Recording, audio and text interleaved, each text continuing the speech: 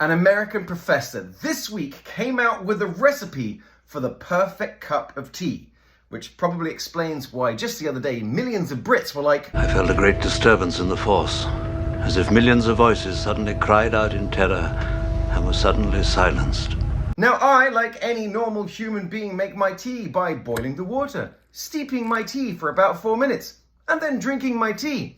But this recipe for the perfect cuppa is causing some controversy because of the approach. For example, instead of steeping your tea for 4 minutes, dunk your tea bag aggressively and squeeze it for about 30 seconds. Add some lemon and, most controversially, salt. As you can imagine, this video has gone down about as well as that time that I shared a video of Gordon Ramsay making Frito pie, where he then crushed up the Fritos and sprinkled them on top. And there you go, look, a Frito pie. No, Gordon, no.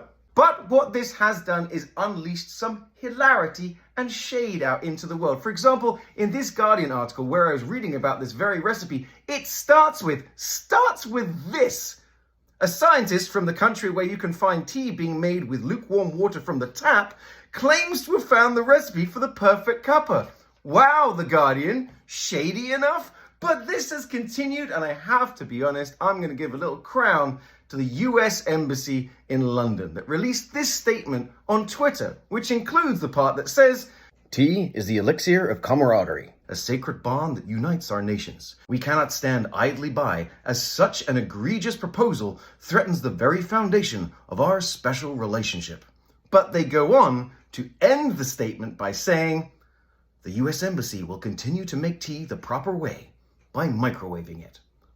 Shots fired. So I'm sure this debate's going to continue, but if you think any Brit's going to be putting salt in their tea, boy, were you wrong.